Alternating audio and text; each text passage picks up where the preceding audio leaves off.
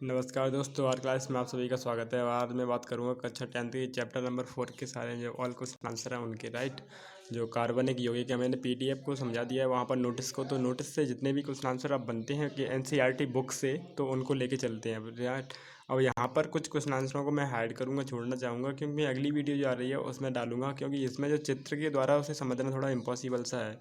केवल मैं मुंह से बोल दूं तो अच्छा नहीं लगेगा, आपको समझ में नहीं आएगा। इसलिए मैं यहाँ पर उनको डालूंगा, चित्र के द्वारा समझाऊंगा। तो मैं यहाँ पर एक दो क्वेश्चन आंसर हैं, इनको थोड़ा सा मैं बाद में समझाऊंगा यहाँ पर। बस अब मैं स्टार्ट करता हूँ यहाँ से, राइट। तो ये जो एनसीईआरटी बुक्स है सीबीएसई पैटर्न के लिए भी वो बेटर है। तो ऑल क्वेश्चन आंसर को सॉल्व करके चलते हैं, ठीक है। तो राइट, तो नेक्स्ट अगर मैं स्टार्ट करूँ यहाँ पर, तो इससे स्टार्ट करने से पहले अभी बता दूंगा, अगर आपने ये चैनल अभी तक सब्सक्राइब नहीं किया तो सब्सक्राइब कर लें, क्योंकि ऐसे ही वीडियो इस पर आती रहती है। कक्षा ट्वेल्थ आर्मी नेवी वगैरह तैयारी के लिए मैं लाइव होने वाला हूँ, राइट। तो स्टार्ट करते हैं। तो अगर इसमें क्वेश्चन आंसर है, फर्स्ट क्वेश्चन आंसर है जैसे कि एथेनॉल और एथेनॉइक अम्ल में परिवर्तन को ऑक्सीकरण अभिक्रिया क्यों कहते हैं, राइट। अगर एथेनॉइक एसिड में चेंज होता है तो उसमें ऑक्सीकरण अभिक्रिया क्या होती है। अब मैं इसे समझाऊँ कि ऑक्सीकरण अभिक्रिया एक्चुअल में क्या होती है। तो इसमें क्या है, ऑक्सीजन की वृद्धि होना और हाइड्रोजन की कमी होना को ही ऑक्सीकरण कहते हैं। और इस अभिक्रिया में जब होती है, इथेनॉल से इथेनॉइक एसिड जब चेंज होता है तो उसमें ये क्रिया होती है, राइट। और नेक्स्ट की अगर मैं बात करूँ यहाँ पर आपके उत्तर आंसर की, तो वही है इसमें कि इथेनॉइक और ऑक्सीजन प्लस इथेनॉइक अम्ल बनता है। तो इस प्रकार यहाँ ऑक्सीजन की वृद्धि और हाइड्रोजन की कमी हुई है, तथा ये अभिक्रिया ऑक्सीजन अभिक्रिया या ऑक्सीकरण अभिक्रिया कह सकते हैं, राइट। अब नेक्स्ट की मैं बात करूँ यहाँ पर, तो ऑक्सीजन तथा क्वेश्चन आंसर नेक्स्ट है, अगला क्वेश्चन आंसर है। तो ऑक्सीजन तथा इथाइन के मिश्रण को दहन दहन का मतलब होता है जलना, वेल्डिंग के लिए किया जाता है। क्या आप बना सकते हैं इथाइन तथा वायु के मिश्रण का उपयोग क्यों नहीं किया जाता। अब मैं इसे समझाऊँ थोड़ा सा। तो वायु में ऑक्सीजन की प्रचुर मात्रा होती है, प्रचुर मात्रा उपलब्ध नहीं होती है। वेल्डिंग में पूर्ण दहन के लिए ऑक्सीजन की आवश्यकता होती है, राइट। अब यह ऑक्सीजन एवं इथाइन के मिश्रण को ही वेल्डिंग के लिए प्रयोग किया जाता है। इस मिश्रण में को ऑक्सीसिलिटनी गैस भी कहते हैं। यानी इस मिश्रण में ये इसलिए बनाया जाता है जिससे वो ऑक्सीजन के साथ में पूर्णतः दहन हो जाए और वेल्डिंग हो पाए, राइट। अब नेक्स्ट क्वेश्चन आंसर की मैं बात करूँ तो ये सिंपल थे क्वेश्चन आंसर थे, बहुत ही सिंपल है। अगर नोट्स आपने पढ़ा है, पहले वीडियो वाली पढ़ी है, तो आपके लिए ये सारा नोटिस जो भी क्वेश्चन आंसर एनसीईआरटी बुक्स के बहुत सिंपल होने वाले हैं।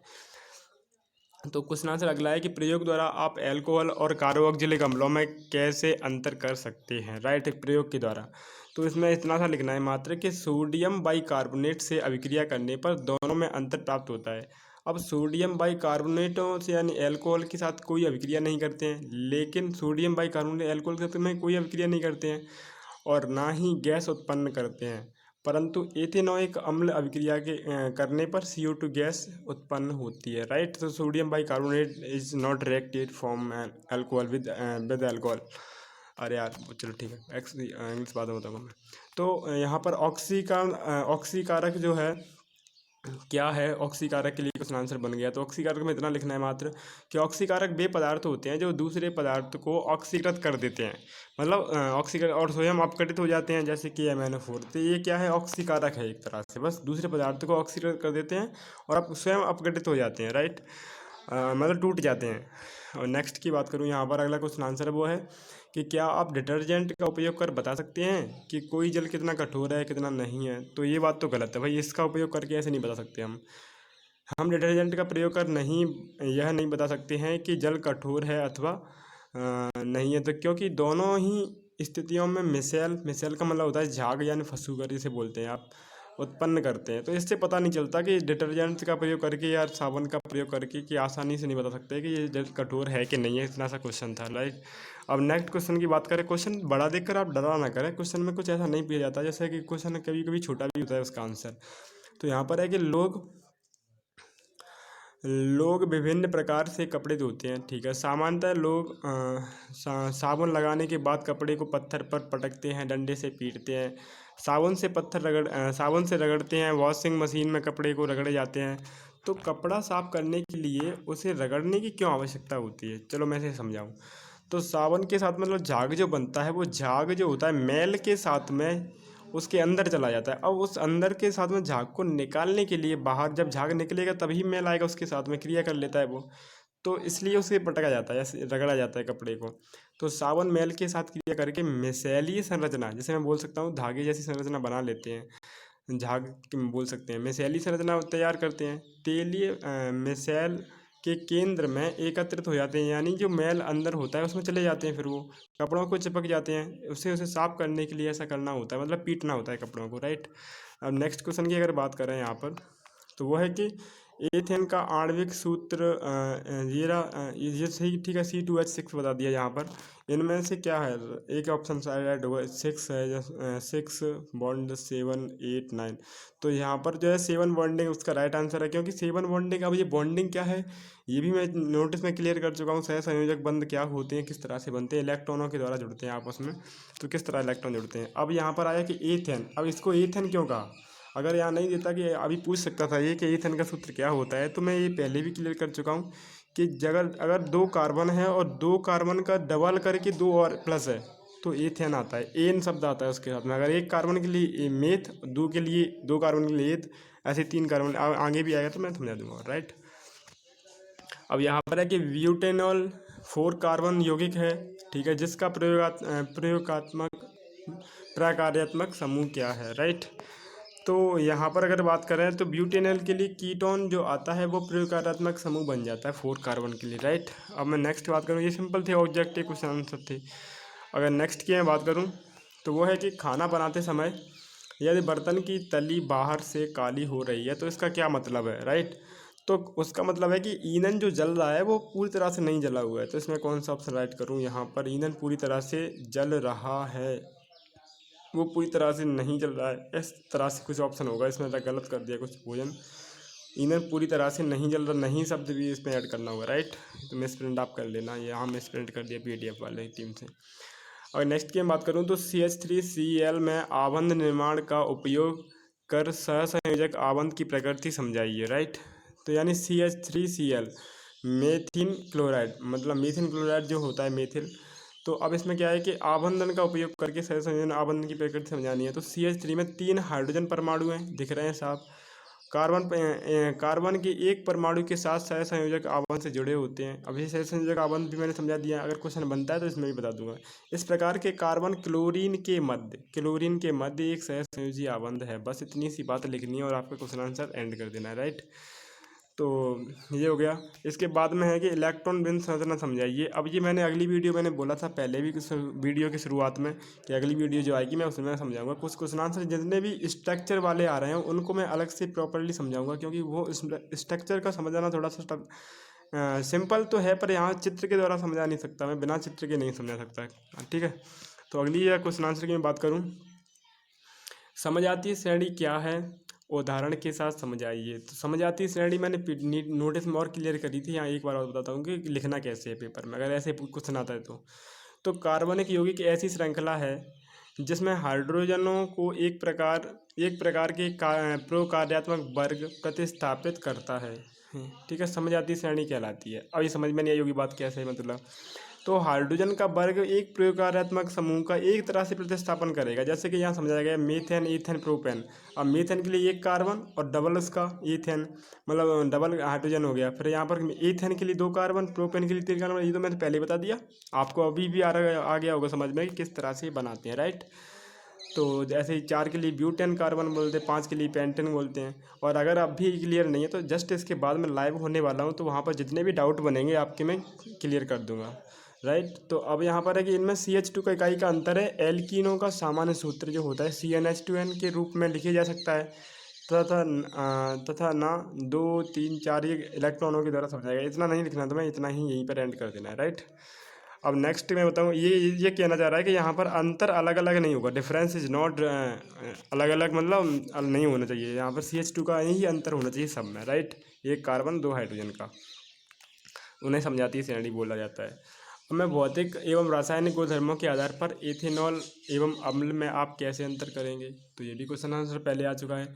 तो भौतिक गुणों की बात की जाए इनकी, तो भौतिक गुणों में किस तरह से उत्तर है कि भौतिक गुण में ये जो फिजिकल प्रॉपर्टी है उसकी फिजिकल प्रॉपर्टी जो है वो समझाई गई है यहाँ पर। तो नंबर 1 फिजिकल प्रॉपर्टी देखें तो ये मैंने नोटिस में भी क्लियर, नोटिस में सारे क्वेश्चन आंसर क्लियर हैं, बस वहाँ पर क्वेश्चन पूछने का ये तरीका नहीं पता हुआ, क्वेश्चन पूछिए कैसे, केवल हेडिंग है और वहाँ समझाया गया है। तो यहाँ पर क्वेश्चन के साथ मैं लिख बता रहा हूँ कि कैसे आएगा।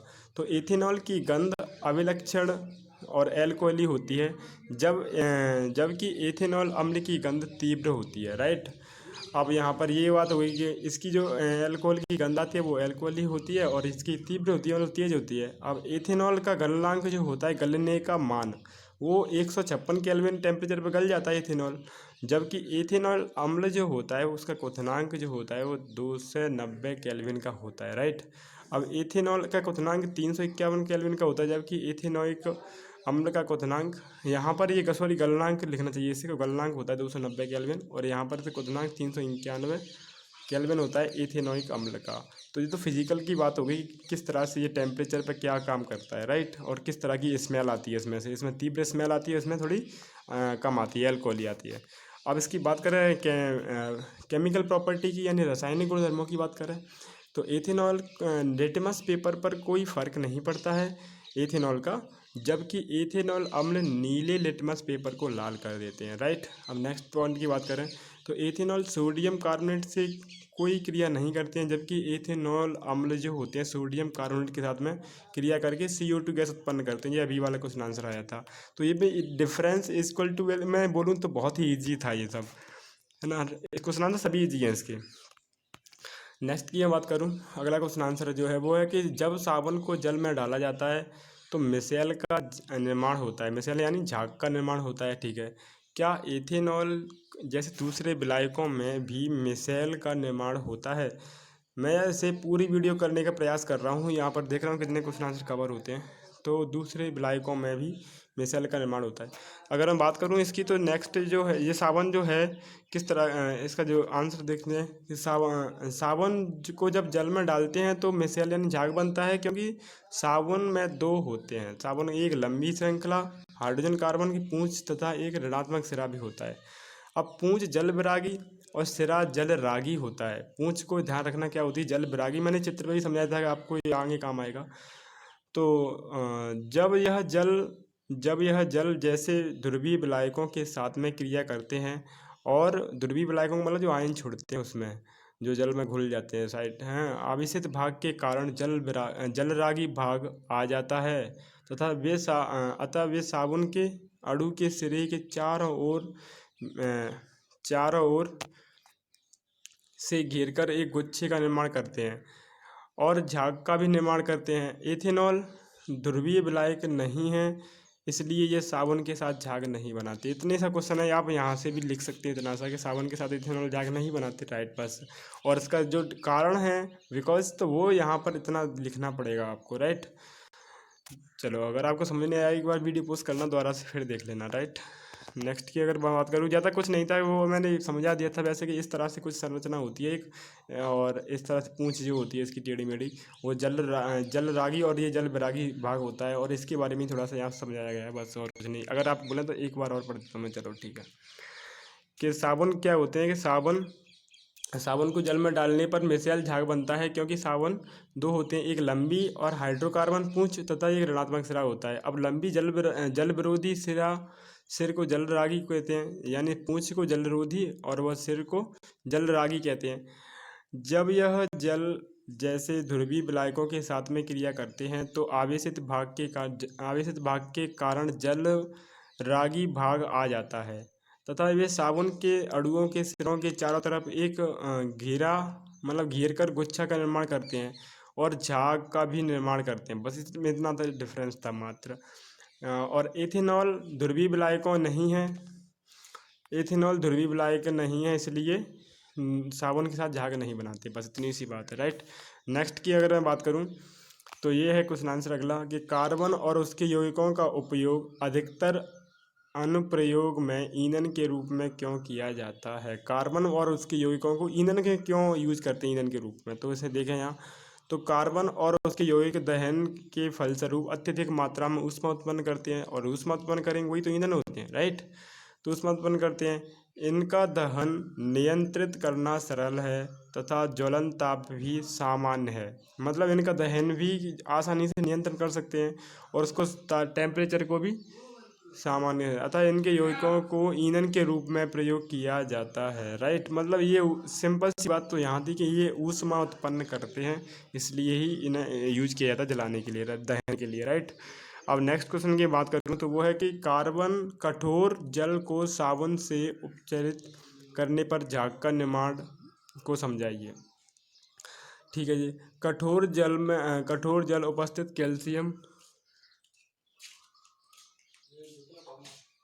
तो नेक्स्ट अगर बात कर रहे हैं तो ये क्वेश्चन आंसर जो था कि कठोर जल को एक बार वीडियो पर पीछे हो गया ये, चलो कोई बात नहीं। कठोर जल को साबुन में उपचारित करने पर झाग का निर्माण होता है। वो झाग किस तरह से बनता है ये समझाना देना। राइट, तो कठोर जल में उपस्थित कैल्शियम एवं मैग्नीशियम आयन साबुन के साथ अभिक्रिया करके अघुलनशील लवण बनाते हैं, जो घुलता नहीं है ऐसा लवण बना देते हैं। अतः सफ़ेद अवक्षेपण का निर्माण क्या होता है। अब यहाँ पर ये साबुन के फॉर्मूला और मैग्नीशियम के साथ क्रिया करके बताया गया है। तो राइट, तो साबुन का जैसे C12H35 और COONA सोडियम के साथ में, और ये मैग्नीशियम है। और यहाँ पर ये साबुन तो बताया गया, तो मैग्नीशियम से क्रिया करके ये कठोर लवण बनाते हैं, वो ये रहा। राइट, 2Na+ चार्ज अलग हो जाता है। अब यहाँ पर कुछ क्वेश्चन आंसर, और मैंने वीडियो थोड़ा लंबा खींच रहा है पर 2 ही क्वेश्चन आंसर, मैं सोच रहा अगला वीडियो नहीं करूँ, इसे ही कर दूँ। चलो ठीक है। तो यदि आप लिटमस पत्र लाल तथा नीले पे साबुन की जांच करें तो आपका प्रक्षेपण क्या होगा। अब यहाँ पर छोटा सा क्वेश्चन आंसर है कि साबुन क्षारीय प्रकृति का होता है, अतः लाल लिटमस पेपर को नीला कर देगा। ये अम्ल और क्षार के पेपर में मैंने बता दिया था उस पार्ट में आपको। राइट, हाइड्रोजनीकरण क्या है। अगला क्वेश्चन आंसर है कि हाइड्रोजनीकरण क्या है, इसका औद्योगिक अनुप्रयोग क्या है। अब इसका आंसर है असंतृप्त हाइड्रोकार्बन हाइड्रोजन से योग करके संतृप्त यौगिक बनाते हैं। यह प्रक्रिया हाइड्रोजनीकरण कहलाती है। मतलब अनसैचुरेटेड हाइड्रोकार्बन के योग से संतृप्त यौगिक बनाते हैं। इसे भी समझा दिया मैंने पहले। हाइड्रोजनीकरण क्या है ये नोटिस में भी क्लियर है। इस प्रक्रिया को हाइड्रोजनीकरण, इस प्रक्रिया को तेल से घी बनाने का प्रयोग किया जाता है। ये भी मैंने समझाया था। राइट, हाइड्रोजनीकरण सिंपल है, असंतृप्त से संतृप्त यौगिक बनाना, तो वो भी हाइड्रोजन क्रिया होती है, वनस्पति प्लस हाइड्रोजन गैस क्रिया करके। राइट, अब नेक्स्ट की बात करें, दिए गए हाइड्रोकार्बन जैसे यहाँ पर C2H6 C3H8 C3H6, यहाँ पर ये जो कार्बन कि किसमें संकलन अभिक्रिया होती है। तो संकलन अभिक्रिया का एक ही यौगिक बनता है कि C2H2 या फिर मतलब एल्कीन श्रेणी का जो होगा उसमें संकलन अभिक्रिया होगी या संतृप्त श्रेणी का होगा। यानी इसका फॉर्मूले की बात करूँ तो CnH2n की बात, जो फॉर्मूला होता है इसका उसी के साथ होगा। तो ये जो आए यहाँ पर इनके साथ में क्या होगी, यौगिक अभिक्रिया क्या होगी, क्योंकि ये संतृप्त हाइड्रोकार्बन है उनके साथ में होती है ये संकलन अभिक्रिया। राइट, अब नेक्स्ट की अगर बात करें तो अगला क्वेश्चन आंसर है कि मक्खन एवं खाना बनाने वाले तेली के बीच में रासायनिक अंतर समझने के लिए एक परीक्षण बताइए। मक्खन संतृप्त एवं खाद्य तेल असंतृप्त हाइड्रोकार्बन है। मक्खन क्या होता है, संतृप्त होता है, और खाद्य जो ऑयल होता है वो असंतृप्त हाइड्रोकार्बन है। इनमें ब्रोमीन जल कड़े सहायता से अंतर किया जा सकता है, यानी ब्रोमीन की सहायता से इनमें डिफरेंस किया जा सकता है। राइट, मक्खन व तेल गर्म करें दोनों को, तो इनके कुछ बूंद ब्रोमीन जल की डालें, इनमें ही कुछ ब्रोमीन डाल दें। अब मक्खन में कार्बोनिक यौगिक है, इसी प्रकार तेल में डालने पर ब्रोमीन जल का रंग उड़ जाता है और यह असंतृप्त हाइड्रोकार्बन बना लेता है। राइट, बात करें तो साबुन की सफाई की प्रक्रिया की कार्यविधि समझाइए। साबुन किस तरह से काम करता है। राइट, तो इसका आंसर है कि साबुन के अणु में 2 सिरे होते हैं। राइट, एक जल विरोधी और दूसरा जल रागी। ये मैंने साबुन के स्ट्रक्चर में आपको समझाया था कि साबुन के किस तरह से स्ट्रक्चर नोटिस में, आप उसे एक बार जरूर देखें वीडियो को, नोटिस बहुत इंपॉर्टेंट है देखना। चलो आगे बात करें तो जल विरोधी सिरा कपड़ों में लगी मैल के साथ चिपक जाता है, परंतु जल रागी सिरा जल के अणुओं के साथ चिपक जाता है। अब ये दोनों ही जॉइंट हो गए, जल के अणुओं के साथ और कपड़े के मैल के साथ में, तो जल तो रहने वाला है नहीं मैल के साथ में। अब क्या होगा, इसी प्रकार के कारण झाग यानी मिसाइल का निर्माण होता है। इसी झाग में साबुन के अणु गोलाकार आकार में व्यवस्थित हो जाते हैं, यानी ध्रुवीय भाग यानी COONA बना लेते हैं, राइट। यानी कहने का मतलब जिस तरह से ट्यूशन हम एक बांध से दूसरे बांध को खींचते हैं, इस तरह से वो जुड़ जाता है। जल का अणु जल के साथ जुड़ जाता है, वहाँ जो गोल गोल बनता है, और उसका जो जल बैरागी सुराह होता है वो पीछे एक मैल के साथ में जुड़ जाता है, तो वो खींच लेता है मैल को, राइट। अब मिलते हैं कि नेक्स्ट वीडियो में दोस्तों। तो यहाँ पर कुछ क्वेश्चन आंसर छोटे छोटे रह गए हैं, अगली वीडियो डाल दूंगा, उसकी ऑब्जेक्टिव क्वेश्चन आंसर हो जाएंगे, क्योंकि ये वीडियो थोड़ा काफ़ी लंबा होता जा रहा है, बोरिंग सा होगा। आज के लिए इतना ही है, तब तक के लिए अगर आपने ये चैनल अभी तक सब्सक्राइब नहीं किया दोस्तों, तो प्लीज़ एक हेल्प, बस सब्सक्राइब करें और लाइक कर दें। इसमें कुछ नहीं यार, आपको इतनी सी फ्री ट्यूशन मिल रहा है आपको, और आगे भी मिलता रहेगा। मैं लाइव आने वाला हूँ, राइट। तब तक के लिए बाय बाय, टेक केयर।